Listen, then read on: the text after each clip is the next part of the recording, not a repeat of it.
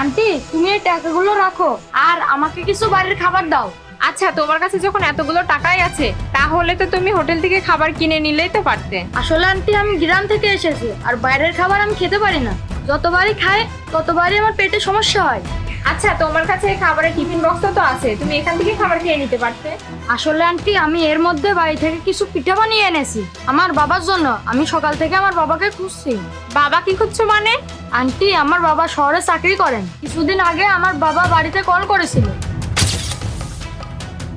Hello বাবা, কেমন আছো তুমি? এতদিন পর ফোন করলে। আচ্ছা থামো তুমি, আমি মাকে ফোনটা দিচ্ছি। না না, থাক, তোমার মাকে ডাকতে হবে না। শোনো, আমি একটা জরুরি কথা বলার জন্য তোমাকে ফোন করেছি। আমার কিছুদিনের মধ্যেই অফিসের জরুরি কাজে বিদেশে যেতে হবে। বিদেশে যেতে হবে? তো যাওয়ার আগে আমাদের সাথে একবার দেখা করে যাও। না না, আমার কাছে এত টাইম নেই। তাহলে আমি আর মা শহরে আসি। আরে না বাবা, এইসবের কোনো প্রয়োজনই নেই। তোমার মা অসুস্থ না, তাকে বিশ্রাম নিতে দাও।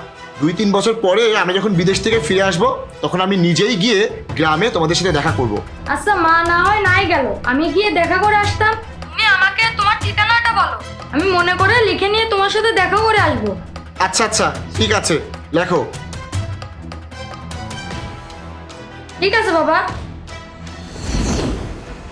আন্টি দেখুন তো এই কাগজে যে ঠিকানা লেখা আছে ঠিক আছে কিনা। হ্যাঁ বাবা, এখানে তো লেখা সব ঠিকই আছে, কিন্তু ওখানে তো কেউ থাকে না। ওখানে তো কেবল বিল্ডিং তৈরি শুরু হয়েছে। সেজন্যই তো আমি সকাল থেকে খুঁজে বেড়াচ্ছি। আচ্ছা বাবা, তুমি তোমার বাবাকে কল করোনি, মানে ফোন দাওনি? এই ফোন দিয়ে আমি আমার বাবাকে কখনো কল দিই নাই। বাবা দিয়ে সেভ করা আছে হয়তো, দেখুন তো। হ্যাঁ আমাকে দাও, আমি দেখছি।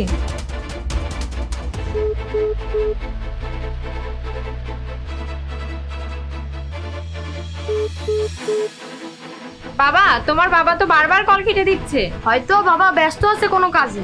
আরে ইতি, তুমি সে কখন থেকে বাইরে দাঁড়িয়ে আছো? কি করছো তুমি এতক্ষণ এখানে? আরে বাবা তুমি। বাবা মানে কি বলছো তুমি? আরে বাবা, এটা তো আমার স্বামী, তোমার বাবা হয় কিভাবে? আপনার স্বামী?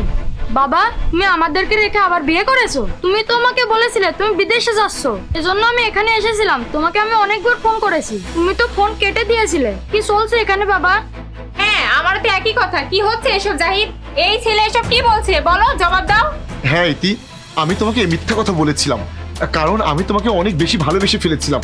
আর ওরা গ্রামে থাকে, ওর মা মানে আমার আগের স্ত্রী গ্রামের মেয়ে, আর ও খুব অসুস্থ। ওকে তো আমার ভালো লাগে না। আমার স্ত্রী আছে, সন্তান আছে, এসব জানলে তুমি তো আমাকে একসেপ্ট করতে না।